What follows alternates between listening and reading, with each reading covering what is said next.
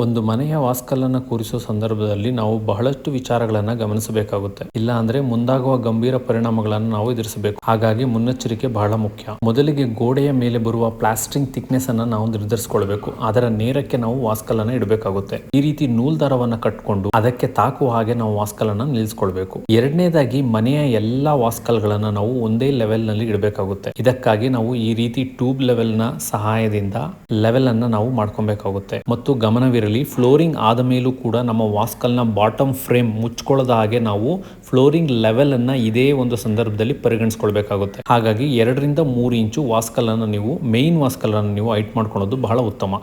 ಮೂರನೇದಾಗಿ ಈ ರೀತಿ ಪ್ಲಮ್ ಬಾಬ್ ಅಥವಾ ತೂಗುಂಡು ಅಂತ ಕರಿತೀವಿ, ಇದನ್ನ ಬಳಸ್ಕೊಂಡು ನಾವು ವಾಸ್ಕಲ್ ನ ನೆಟ್ಗೆ ನಿಲ್ಸ್ಕೊಬೇಕಾಗುತ್ತೆ. ಇಲ್ಲ ಅಂತ ಹೇಳಿದ್ರೆ ಮುಂದಿನ ದಿನಗಳಲ್ಲಿ ಪ್ಲಾಸ್ಟರಿಂಗ್ಗೆ ಒಂದು ಲೈನು, ವಾಸ್ಕಲ್ಲೇ ಒಂದು ಲೈನು, ಅದು ನಿಮಗೆ ಬಹಳ ಅಸಹ್ಯವಾಗಿ ಕಂಡು ಬರೋದ್ರಿಂದ ಈ ರೀತಿ ಒಂದು ತೂಗುಂಡನ್ನ ಬಳಸ್ಕೊಂಡು ನಾವು ನೇರವಾಗಿ ವಾಸ್ಕಲ್ ಬರೋ ರೀತಿ ನೋಡ್ಕೊಳ್ಬೇಕಾಗುತ್ತೆ. ಮತ್ತು ವಾಸ್ಕಲ್ ನ ಒಳಗಡೆಯ ಲೈನ್ ಅನ್ನು ಕೂಡ ಇದೇ ರೀತಿ ತೂಗುಂಡನ್ನ ಬಳಸ್ಕೊಂಡು ನಾವು ಲೈನ್ ಚೆಕ್ ಮಾಡೋದ್ರಿಂದ ಮುಂದಿನ ದಿನಗಳಲ್ಲಿ ಶಟರ್ಸ್ ಅನ್ನ ಕೂರಿಸುವ ಸಂದರ್ಭದಲ್ಲಿ ಯಾವುದೇ ರೀತಿಯ ಸಮಸ್ಯೆಗಳು ನಮಗೆ ಕಂಡು ಬರೋದಿಲ್ಲ.